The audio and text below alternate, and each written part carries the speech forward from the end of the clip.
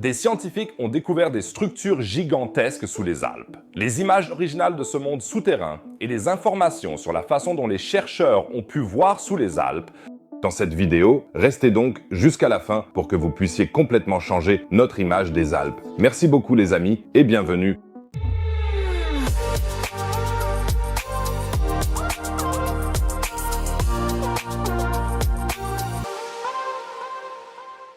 Nous connaissons tous les Alpes comme le toit de l'Europe, avec le Mont Blanc comme montagne la plus haute de 4800 mètres, des lacs idylliques, des prairies verdoyantes et des vaches violettes.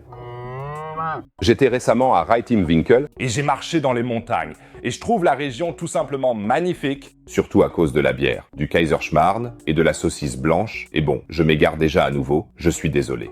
Écris-moi dans les commentaires où tu as déjà été dans les Alpes et comment cela t'a plu, cela m'intéresse vraiment. Et si vous êtes aussi fan des Alpes que moi, abonnez-vous à la chaîne. C'est absolument gratuit, tu ne manqueras plus jamais de nouvelles vidéos et tu m'aideras énormément. Merci les amis. Vous êtes-vous déjà demandé, lors de vos vacances en montagne, à quelle profondeur descendent les Alpes? Et qu'est-ce qui se trouve en dessous? Non, je ne le sais pas non plus.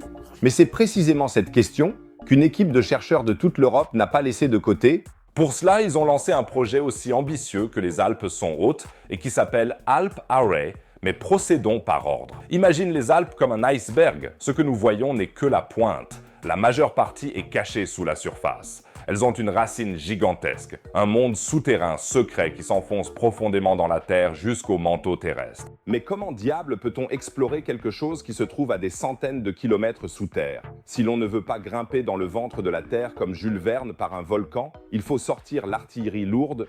C'est ici qu'intervient l'illumination des chercheurs. Ils ont tout simplement utilisé les tremblements de terre comme une sorte d'appareil à rayons X cosmiques et ont écouté, pour ainsi dire, les secousses naturelles qui se produisent constamment quelque part sur la planète. Le docteur Kasper Fischer de l'Observatoire sismologique de Bochum l'explique ainsi. Les ondes sismiques sont comme le son sous l'eau. Elles se déplacent à des vitesses différentes dans différents matériaux. Si nous mesurons la vitesse de ces ondes, nous pouvons facilement en déduire les roches qu'elles ont traversées. Mais pour ce tour, il faut plus que quelques appareils de mesure. Il en faut tout un arsenal. C'est pourquoi les chercheurs ont mis en place un réseau de roulement de tambour, s'il vous plaît. 600 sismomètres.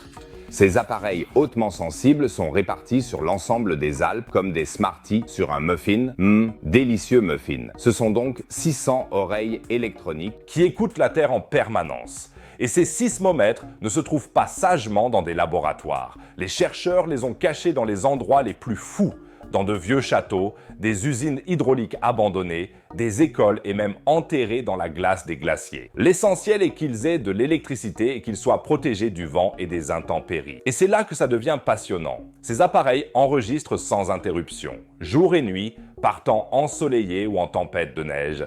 Ils attendent les tremblements de terre, et pas seulement les méga-séismes qui secouent les villes. Non, ils enregistrent aussi les minuscules mini-séismes que nous, les humains, ne pouvons même pas percevoir.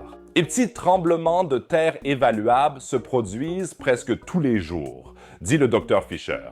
Chacun de ces tremblements envoie des ondes à travers la Terre, qui sont captées par les sismomètres. C'est comme si les chercheurs écoutaient les battements de cœur de notre planète. Mais comment cela fonctionne-t-il alors? Imaginez que vous laissez tomber une pierre dans un lac de montagne. Les vagues se propagent dans toutes les directions. C'est la même chose pour le tremblement de terre. Les vagues s'éloignent de l'épicentre en forme de cercle et selon le matériau qu'elles doivent traverser, elles se déplacent plus ou moins vite. Maintenant, les chercheurs superposent les données de plusieurs tremblements de terre dans l'ordinateur et obtiennent un modèle virtuel en 3D du sous-sol. Nous comparons ensuite les vitesses des ondes mesurées avec nos prédictions théoriques, explique le docteur Fischer. Si les valeurs réelles diffèrent des prévisions, les scientifiques savent qu'il y a quelque chose de différent ici. Cette méthode porte d'ailleurs un nom qui sonne bien. Bon titre pour le prochain tome de Harry Potter. Harry Potter et les secrets de la tomographie sismique ou quelque chose comme ça. En principe, c'est la même chose qu'un CT à l'hôpital, mais pour la Terre-mère. Au lieu des rayons, les géologues utilisent les ondes sismiques pour dessiner une image des entrailles de la planète. Assez fou, non? Et qu'ont donc nos souris scientifiques mises au jour? Tout d'abord, elles confirment leurs mesures. Les Alpes ont effectivement une racine colossale. Cette racine est composée de roches plus légères et s'enfonce profondément dans le manteau terrestre plus dense, comme une montagne inversée. Et il y a des découvertes surprenantes à ce sujet. La théorie du manuel dit que lors de la naissance de l'ancienne, la plaque continentale européenne a plongé sagement sous la plaque adriatique, un rejeton de la plaque africaine. Mais les nouvelles données le montrent. Mère Nature n'a pas suivi ce scénario simple. Le docteur Fischer dit « Selon le modèle standard, l'Europe plonge sous la plaque adriatique. Mais la réalité est beaucoup plus compliquée. Peut-être que c'est l'inverse dans certains endroits ou que c'est une confusion sauvage. » Avec d'autres, sous les Alpes, c'est comme dans une machine à laver tectonique. D'accord ? Mes comparaisons sont parfois bancales, je le sais. D'accord, les chercheurs ont également découvert que la racine des Alpes est tout sauf uniforme. À certains endroits, elle s'enfonce plus profondément dans le manteau terrestre qu'à d'autres. Cela pourrait expliquer pourquoi les hauteurs des Alpes ont des sommets si différents. C'est comme si les montagnes avaient des échasses souterraines de différentes longueurs. Mais cela ne révèle pas non plus des zones avec des ondes sismiques inattendues et lentes profondément sous les Alpes. Cela pourrait indiquer la présence de roches fondues, peut-être même de chambres magmatiques dormantes. Ne vous inquiétez pas, cela ne signifie pas que les Alpes vont se transformer en volcan demain, mais même sous une chaîne de montagnes apparemment stable comme les Alpes, il bouillonne dans le sous-sol. Et une découverte dans la partie orientale des Alpes est particulièrement passionnante. Ici, les chercheurs ont trouvé une structure complexe qu'ils appellent le slab de l'Adriatique. Il s'agit d'une partie de la plaque adriatique qui s'enfonce profondément dans le manteau terrestre. Ce slab n'est pas continu, mais présente des lacunes et des déformations. Cela indique que la collision des plaques ici a été particulièrement intense et se poursuit toujours. En revanche, dans la partie occidentale des Alpes, les scientifiques ont découvert quelque chose de tout à fait différent. Il y a des signes d'un soi-disant détachement slap.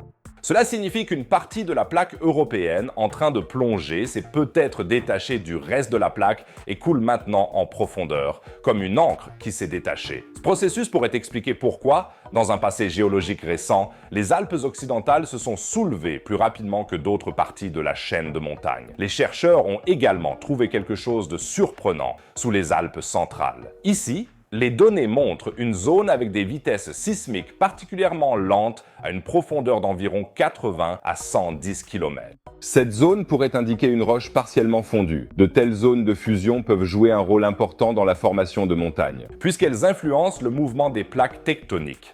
Une autre découverte fascinante est la découverte de ce que l'on appelle les mantle upwellings sous les Alpes. Il s'agit de courants ascendants de matériaux chauds provenant du manteau terrestre. Ces courants ascendants pourraient expliquer pourquoi certaines parties des Alpes s'élèvent plus rapidement que d'autres. Un peu comme si l'on poussait de dessous contre les racines des montagnes, ces résultats de recherche jettent également un nouveau regard sur la formation des Alpes. Jusqu'à présent, nous pensions que la formation des montagnes était principalement due à des collisions de la plaque européenne et de la plaque adriatique. Mais les nouvelles données indiquent que des processus plus profonds dans le manteau terrestre jouent également un rôle important. Les Alpes ne sont donc pas seulement le résultat d'une collision superficielle, mais d'une interaction complexe de forces provenant de différentes profondeurs de la Terre.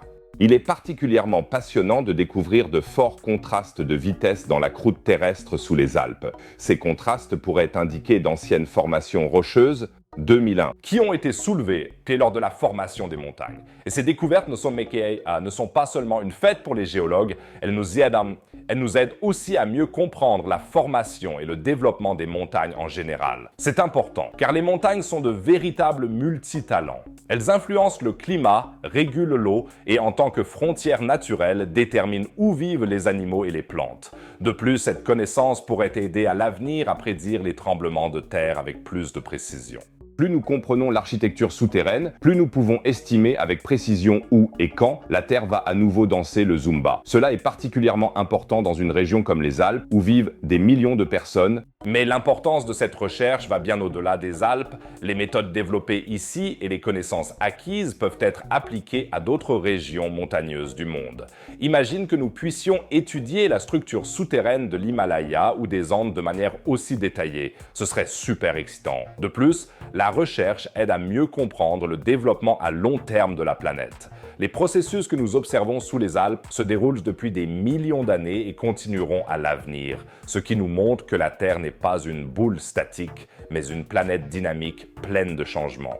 C'est aussi incroyable que nous puissions, grâce aux tremblements de terre, diriger une sorte de lampe de poche vers l'intérieur de la Terre et qu'une si complexe et fascinante monde se cache sous les majestueux sommets des Alpes? Dès que les chercheurs trouvent ou déterrent quelque chose d'excitant, vous en serez informé ici. Donc, pour ne manquer aucune mise à jour, appuyez sur le bouton d'abonnement et activez la cloche. Voyageons maintenant des Alpes au pôle Nord. Le pôle Nord magnétique se comporte de manière super self et change de position de plus en plus rapidement. Et maintenant, il fonce vers un super volcan sous l'Arctique. Ce que cela pourrait signifier pour nous et ce qui se passe lorsque le pôle magnétique et un supervolcan se rencontrent, vous le découvrirez dans la vidéo affichée. N'oubliez pas de cliquer en haut à droite, c'est vraiment très passionnant. Et si vous cliquez en bas à gauche, vous accéderez à ma boutique spatiale où vous pourrez obtenir les t-shirts des vidéos, des planètes en peluche et bien plus encore. L'achat de cuir soutient beaucoup mon travail. Sinon, je dirais à la prochaine vidéo. Portez-vous bien les amis.